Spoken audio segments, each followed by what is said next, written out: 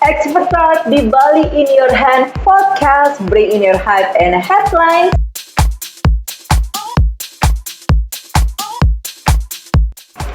Kembali lagi di Bali in Your Hand Podcast, bring in your hype and headlines.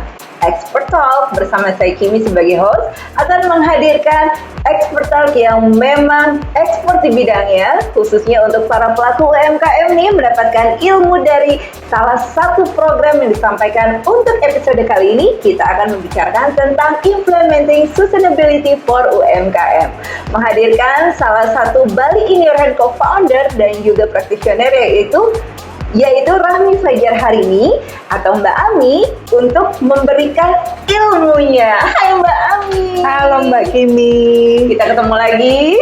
Yes. Masih di awal-awal tahun 2025 nih, 2025. Ada kabar terbaru apa dari Mbak Ami, by the way? Kabar terbaru apa ya?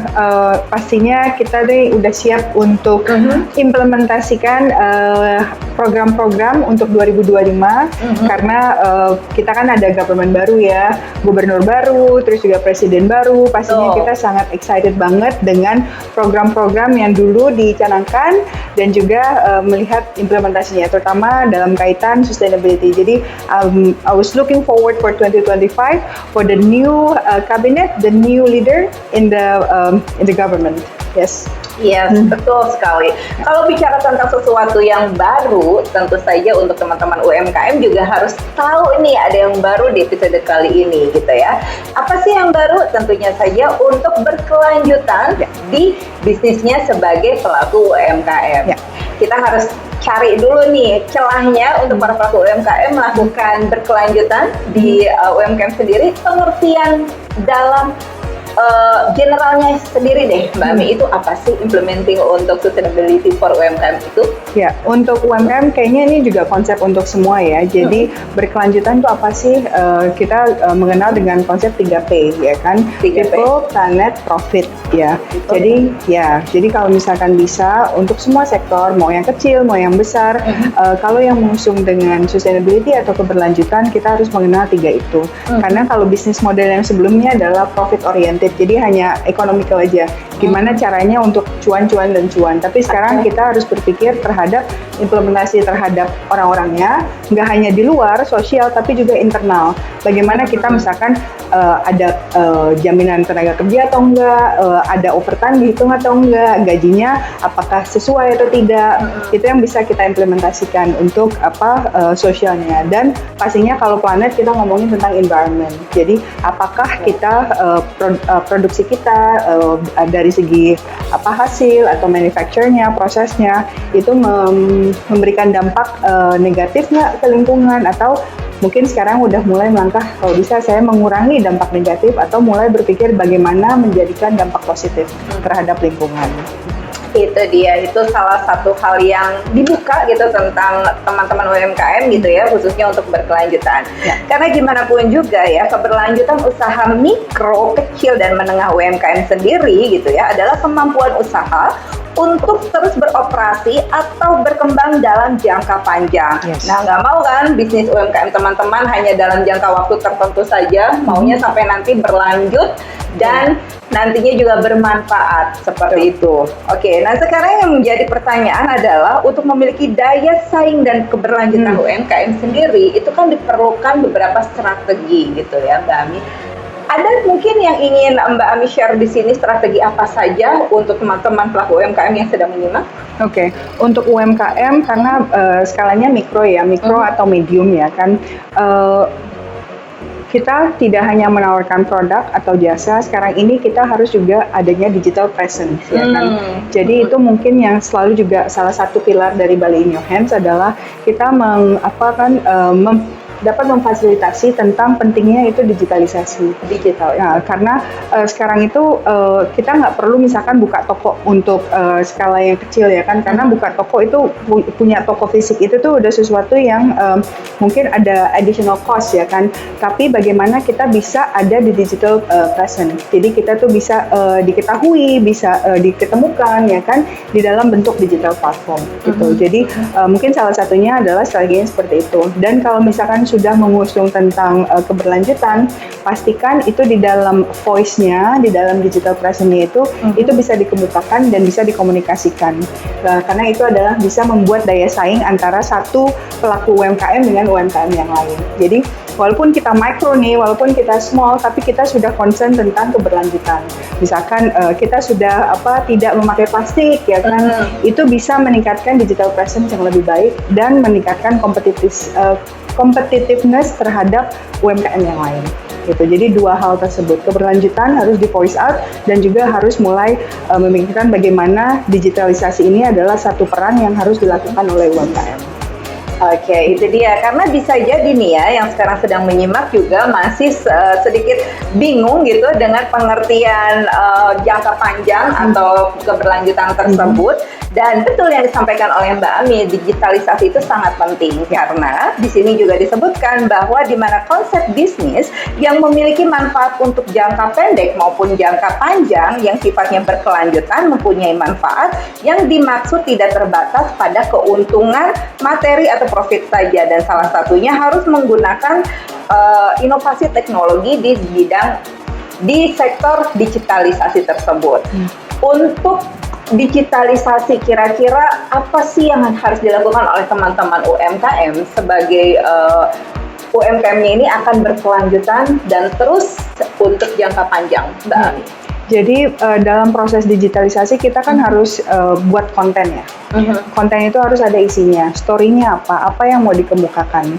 Nah, kalau misalkan memang sudah mulai, karena untuk mengarah ke sustainability kita juga harus mengemukakan apa sih yang kita lakukan di dalam sustainability. Misalkan contohnya tadi pengurangan sampah plastik, ya kan, atau kita sudah menerapkan tidak memakai bahan-bahan yang tidak ramah lingkungan, lebih sekarang ke yang ramah lingkungan. Semua itu bisa dikemukakan, bisa diceritakan sebagai satu channel komunikasi dan di platform digital. Karena kalau misalkan UMKM itu hanya produksi terus jual foto, that's it, itu ada banyak sekali yang tersedia di sana. Pada saat kita Google, misalkan cari dodol Bali, ya kan, akan mungkin ada 100 ya kan, tapi dodol Bali yang berkelanjutan tidak biodegradable, ya kan, terus dikelola oleh wanita-wanita di desa A dan ada 100 kelompok wanita, itu pasti mungkin digital presence-nya lebih tinggi. Jadi bagaimana kita mengkomunikasikan program-program baik kita dalam ranah sustainability dan kita membuat itu di digital presence, itu adalah satu mungkin kita bisa bilang silver bullet-nya untuk sekarang kita bisa lebih berkompetisi dengan kompetitor yang lain gitu. Itu dia, berkompetisi dengan kompetitor harusnya lebih sehat dibandingkan di era-era sebelumnya ya. Yes. Biasanya kan kalau yang sudah-sudah nih teman-teman maunya sikut kiri, sikut kanan gitu. Seperti di episode sebelumnya ya, Mbak Ami pernah menjelaskan bahwa salah satu langkahnya bisa dengan berkolaborasi. Ya, betul. Bisa jadi teman-teman UMKM juga ingin berkolaborasi gitu. Pastinya. Salah satunya berkolaborasi dengan teman-teman UMKM yang ada di Bali in Your Hands. Makanya jangan lupa untuk follow Instagram @BaliInYourHands untuk mendapatkan info-info menarik dan juga bisa berkolaborasi dengan teman-teman UKM lainnya. Betul sekali. Gitu. Sekarang ini udah kayaknya kompetisi sehat itu jauh lebih baik dibandingkan kompetisi di mana kita price war. Jadi misalkan saya buat dodol, ya kan, oh yang ini jualnya 5.000, oh saya 4.500, oh saya 4.300 gitu kan. Sekarang dengan kita mengarah misalkan dengan konsep sustainability, ya kan, cobalah untuk lebih kasih added value-nya. Jadi kenapa alangkah baiknya misalkan kita bisa menawarkan sesuatu yang harganya baik, ya kan, tapi juga pembelinya itu mempunyai mendapatkan benefit atau added value. Jadi misalkan ini balik lagi ke contoh dodol, ya kan, saya ada dodol dua-duanya 4.500, yang satu 4.600 misalkan, beda 100. Tapi dengan 100 saya tahu bahwa 100 ini dialokasikan untuk ibu-ibu yang misalkan single atau ibu-ibu di daerah misalkan daerah yang kurang mampu di daerah A, ya kan. Saya lebih melihat saya bayar lebih tinggi karena saya ada added value di situ. I'm part of the solution, yang seperti yang mungkin sebelumnya di podcast lain gitu. Atau mungkin dari sisi lingkungannya gitu kan, satu 4.500, satu lagi 4.600 ya kan, tapi ini nggak ada sampah lagi. Saya mengkontribusi, saya nggak menyumbang sampah di sini gitu kan, karena ini udah bahannya yang lebih bagus ya kan, atau tidak ada sampah plastiknya. Hal seperti itu adalah kayaknya yang mengarah ke sana untuk UMKM yang berkelanjutan dan juga melek digital. Dan itu semua harus dikomunikasikan. Jadi sekarang bukan hanya saya jualan dodol, isinya adalah ini.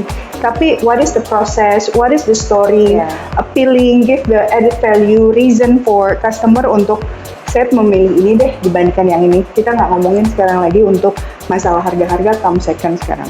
But it's part of something yang berdampak baik, entah itu ke lingkungan atau ke sosial.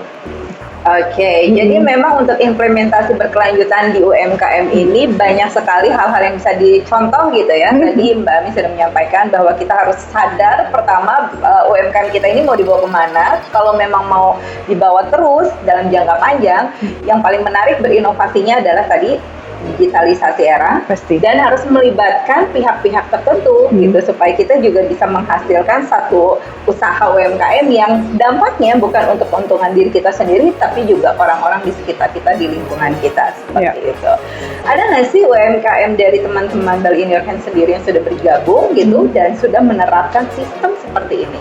Yang saya ingat ada satu, dia itu sebenarnya supplier buah, ya kan. Supplier buahnya itu dia mempekerjakan orang-orang lokal, diajarin supaya tidak pakai pestisida. Seperti itu. Oh bisa ya? Bisa. Jadi misalkan dari komposnya atau apa. Dan nilai jualnya jadi lebih tinggi untuk menjadi supplier atau apa, karena memang mungkin terkenal jelas misalkan organik ya kan. Terus mereka mendaya gunakan lebih banyak orang lagi yang lokal. Jadi mereka bukan supplier yang buah import ya kan. Jadi ada nilai ekonomi balik lagi ke lingkungan terdekat ya kan. Terus juga lebih sehat dan juga pastinya lebih baik untuk alam. Karena pestisida at some point akan merusak soil dan juga itu dia nggak akan tahan lama untuk pada saat dia tanam lagi itu soilnya udah rusak karena terlalu banyak pestisida atau kimia. Jadi kadang sebenarnya ada praktek-praktek yang kita memang secara locally kita tuh sudah mempraktekkan. Tapi karena kita waktu itu masuk ke era manufacturer atau apa semua tuh harus massal ya kan. Jadi itu dilupakan untuk nilai-nilai wisdom tersebut gitu. Jadi kalau misalnya kita balik lagi sekarang ini juga udah ada demand-nya ke sana, semua tuh balik ke local wisdom ya kan, dipersingkat lagi supply chain-nya. Jadi kita nggak usah mau mangga mesti import dari sana berapa step ya kan, belum lagi emisi terbang ke sini terus dipakein di deliver pakai truk lagi dari mungkin luar Bali. Tapi sebenarnya mangga misalkan bisa diambil dari Kintamani misalkan for sampel atau beras ya kan. Nah hal-hal tersebut yang sekarang itu adalah di dalam ranah sustainability gitu, untuk pastinya untuk mengurangi polutan ya kan, dampak negatif ke lingkungan, dan bagaimana orang-orang lokal itu bisa diberdayakan, bisa diikutsertakan. Jadi shorten the supply chain itu salah satu praktek yang bisa sebenarnya lingkungan kita udah ada sebenarnya kalau misalkan digali lagi gitu, dari misalkan packaging kita sebenarnya kalau di Bali itu kan banyak yang kayak dari kelapa ya kan, packagingnya mungkin lebih ramah lingkungan ya kan, instead of dari plastik kayak gitu. Jadi kalau digali itu sebenarnya local wisdom kita itu banyak yang sudah menjalankan keberlanjutan seperti itu. Menarik ya. Jadi ini bisa menjadi inspirasi nih, mumpung masih awal tahun 2025, UMKM-nya mau dibawa kemana? Coba dibawa dulu ke Bali In Your Hands gitu kan, supaya dikasih solusi-solusi. Salah satunya lewat podcast Expert Talk episode kali ini, yang mana teman-teman UMKM bisa langsung mempraktekkan gitu. Salah satunya dengan tadi daur ulang gitu ya, memperhatikan polutan-polutan tertentu, bahan dari ramah lingkungan. Itu dia, ramah lingkungan. Karena lingkungan kalau sudah nggak ramah, dampaknya besar sekali. Exactly. Kebakaran hutan, lalu juga bau yang nggak enak, lebih panas ya kan, terus juga kualitas air yang nggak baik ya kan. pada saat mungkin kita kalau debit hujan yang sangat tinggi kita jadi banjir ya kan, karena stuck dengan sampah-sampah ya kan. So banyak sekali, dan kita punya ada chance memang kebetulan kita di Ecotrisun kan kita ada studi juga untuk bagaimana ini climate change, perubahan iklim ini mempengaruhi terhadap alam kita ya kan. Jadi kita ada masa di mana itu kering sekali, kita nggak bisa menanam padi ya kan, karena air yang sudah defisit ya kan. Terus jadi kan itu berdampak kan, yang awalnya kita mungkin bisa memproduksi padi sendiri tapi nggak bisa karena kekurangan air ya kan. Terus misalkan dari orang-orang yang di coastal area, yang di pesisir ya kan, yang hari-harinya dia bisa mendapatkan ikan untuk mata pencaharian ya kan, tapi karena coral bleach ya kan, udah nggak ada lagi ikan yang di sana. Jadi they don't have the source of income, hal-hal seperti itu. Jadi apa yang kita itu memang long term, ini adalah hasil dari puluhan mungkin ratusan tahun ke belakang, tapi sekarang waktunya untuk tidak menambah masalah, tapi gimana untuk ke depan kita bisa preserve alam yang udah ada ini, kita jaga dan bisa balik lagi ke kita. Wow, alam yang harus kita jaga, khususnya untuk para pelaku UMKM ya. Kami yakin teman-teman UMKM juga banyak nih bisnisnya, dari mulai kuliner, gitu kan. Kuliner juga packagingnya harus diperhatikan, material makanannya juga harus diperhatikan, lalu juga bisnis lainnya seperti fashion, seperti itu gitu ya. Fashion juga, dari fashion mungkin bisa mulai dari entah itu dari bahan baku atau dari packagingnya ya kan, terus juga kalau makanan ya kan dari ingredients ya kan, atau juga dari banyak kan sih sebenarnya. The first step itu bisa dimulai dari produksi dari internal ya kan, jadi mungkin dari prosesnya ya kan, dari bahan baku, mungkin dari bahan baku yang alami atau dari bahan baku yang sebenarnya sudah ada ya bentuk limbah ya kan, itu banyak sekali sekarang jadi solusi juga gitu kan. Atau misalkan dari bahan baku yang sebelumnya sudah ada, tapi kita mulai dari packagingnya, mengurangi dari packaging yang menjadi masalah ke alam ya kan. So there are many ways. Terus mungkin mempekerjakan orang-orang yang memang lokal ya kan, jadi ya bisa lebih berdampak terhadap lingkungan dan juga sosial yang lebih positif gitu. Untuk melibatkan pihak-pihak tertentu, khususnya orang lokal dan juga semuanya yang berhubungan dengan alam, itu kan pasti harus ada biaya atau cost tertentu. Kira-kira teman-teman UMKM yang sekarang lagi lihat nih atau sedang mendengarkan gitu ya, saya mau mencoba UMKM saya ini diimplementasikan berkelanjutan, tapi modal saya belum cukup. Kira-kira Mbak Ami bisa kasih solusi supaya UMKM yang betul-betul baru memulai ingin terus berkelanjutan, khususnya seperti yang sudah disampaikan dalam episode kali ini. Ya, karena memang itu adalah satu perspektif yang awam banget. Kalau misalkan kita dengar kata sustainability, kayaknya aduh tambahan biaya deh nih gitu kan. Pasti ada investasi gitu kan. Investasi jangka panjang. Aduh kerjaan apa lagi nih, aduh ada tambahan apa lagi gitu kan. Jadi aduh ribet ya kan, ribet tambahan biaya, terus kayaknya saya bisa jual atau enggak gitu kan. Kalau saya mungkin kalau untuk bisa sharing ya, bahwa kita nggak mesti mengerjakan semua. Ya kan, kerjakan apa yang reach ya kan, jadi yang bisa measure, yang bisa kita doable untuk kita. Misalkan contoh, misalkan saya di fashion, saya nggak bisa ngerubah semua satu produksi line saya ya kan, tapi saya memulai dengan tag saya ini lebih ke yang biodegradable. Karena dari tag itu kan cuma sebentar ya dilihatnya ya. Dulu saya masih yang pakai plastik. Saya lebih pakai yang orang kan cuma ngelihat price tag terus habis itu dia buang ya kan. Saya sekarang mulai kalau price tag saya udah nggak pakai bahan yang plastik. Saya udah pakai bahan yang ramah lingkungan, atau kemarin saya pakai upcycle dari kertas yang memang kertas bekas ya kan. Jadi at least ada satu yang saya satu step dulu gitu kan. Terus yang kedua saya mulai dari packaging saya ya kan. Packaging saya udah nggak pakai yang art paper lagi, hal seperti itu. Terus lanjut lagi, mungkin saya yang dulunya hasil potongan-potongan baju itu yang bisa satu karung dalam seminggu, sekarang saya gimana implementing supaya berkurang. Atau saya instead of saya buang, saya upcycle itu ya kan, karena waste itu saya mau mengurangi. Jadi mulailah dengan satu langkah yang mungkin bisa dijalankan, paling doable, low hanging fruit kalau Mbak Mira sering bilang. Apa yang paling doable dulu, mulai dari situ. Mulai dari ini doable, satu langkah, terus dua langkah, dan kita nggak mungkin kalau yang udah established itu merubah semuanya itu pasti akan jadi satu brand baru atau satu produksi baru atau satu produk lain baru. Tapi start small yang paling doable. gitu, dan mulai measure di situ. Oke, kita mulai dari listrik, misalkan di kantor tuh listrik selalu dinyalain ya kan, atau AC ya kan, tapi sekarang mulai switch dulu deh gitu kan, kalau nggak dipakai dimatiin lampunya atau pakai natural light aja. Itu juga satu small step gitu kan. Wow. Di daerah di tempat produksi kita atau di kantor. Jadi satu langkah it matters. Bayangin dengan puluhan ribu, ratusan ribu orang-orang yang melakukan hal yang sama, it has a bigger impact. Dibandingkan kita mau satu tapi mau lakuin langsung sejuta langkah. I don't think it's doable gitu. Apalagi dalam ranah yang kita tuh kalau UMKM kan kadang suka one man show ya. Yes. Semua tuh kita lakuin sendiri ya kan, belum ada CEO, Chief Everything Officer. Jadi apa yang paling double gitu kan, yang satu dulu dan satu langkah itu matters. Satu orang tapi dilakukan dengan 1 juta itu lebih terdampak lebih baik dibandingkan kita want to do everything at the same time, semuanya langsung perfect. And it's never be perfect. Makanya berkelanjutan tuh we always improve. Apa yang kita bisa improve di kedepannya. Ya, karena kan ini juga nanti untuk jangka panjang. Yang namanya jangka panjang pasti harus ada step by step atau langkah-langkah yang pelan-pelan growing up-nya nanti akan berdampak bukan hanya untuk kita tapi lingkungan kita, seperti itu. Menarik banget ya untuk obrolan di episode terakhir session kali ini. Jadi ini seperti save the best for last. Oke.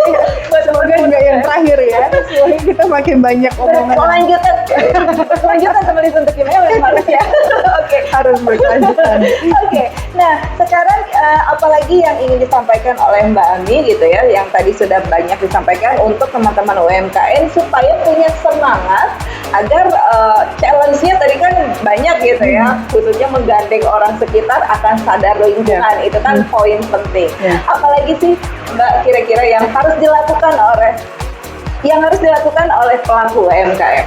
Jadi untuk teman-teman UMKM ini lebih sharing ya apa yang telah saya lakukan. Mungkin start small. Apa yang mungkin bisa jadi kita assess internal aja dulu gitu. Kalau misalkan memang sudah mau mengarah ke keberlanjutan, kira-kira aspek apa sih yang doable untuk kita gitu. Kayak misalkan saya di fashion itu dari packaging itu awalnya ya kan. Sebelum saya ganti ke bahan baku saya yang lebih betul-betul. Atau assess dulu internal. Lalu tahu dulu kita tuh ada di mana. Misalkan kalau kita ngomongin waste atau ngomongin energi, misalkan kalau ngomongin waste, sebulan ini saya membuang sampah berapa dari produksi ini gitu kan. Tahu dulu gitu kan. Internal assessment, tahu di mana kita. Lalu dari situ baru kita bisa ngukur impact-nya. Tahun depan saya mau segini deh gitu. Jadi kita tahu goals-nya kita kemana. Atau dari saving water, atau energi, atau dari bahan baku misalkan. Sekarang kita 100% masih pakai dari bahan dari luar Bali misalkan.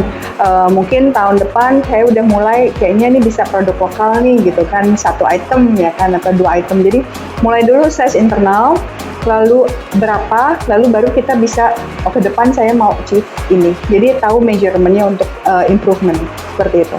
Mungkin itu yang pernah saya lakukan untuk bisa mulai berkecimpung di keberlanjutan. Dan kita harus terus improve. Dan jangan lupa storytelling di digital presence pastinya. Kalau misalkan sudah mulai mengarah ke sana, mulai mempraktekkan, membuat program atau komitmen di dalam produksi kita, mulai mengkomunikasikannya itu, gitu. Pasti nanti akan ada market baru, buka pasar baru, demand baru, dan juga UMKM-nya jadi naik kelas seperti itu. Wow, itu dia sharing yang disampaikan oleh Mbak Ami selaku practitioner eksporter di episode kali ini gitu ya, sangat bergizi, berdaging gitu buat teman-teman UMKM yang memang mau berkelanjutan dalam jangka panjang. Kalau misalkan masih bingung nih, tadi kan Mbak Ami udah bilang tuh harus digitalisasi, storytelling dan lain-lain. Gimana cara memulainya? Ya udah, mulai follow aja dulu Instagram @balinierhands gitu, supaya nanti semuanya bisa disimak dan juga dipelajari dari kita untuk kita semua para pelaku UMKM seperti itu. Terima kasih banyak Mbak Ami untuk sharing ilmunya di episode terakhir ini. Sama-sama. Semoga di langkah 2025 Mbak Ami dan juga teman-teman Balinier Hand, para pelaku UMKM juga bisa lebih memajukan sustainability atau berkelanjutan agar dampaknya bisa jangka panjang. Be part of the solution, not the problem. 100%. Oke, Mantap. kalau gitu session kedua dari podcast Ball in Your Hands harus berakhir sampai di sini. Nanti kita akan lihat ya, kita akan berkelanjutan atau gimana. Let's see. Oke. Kimi pamit, kita ketemu lagi di Makasih. episode berikutnya. Bye.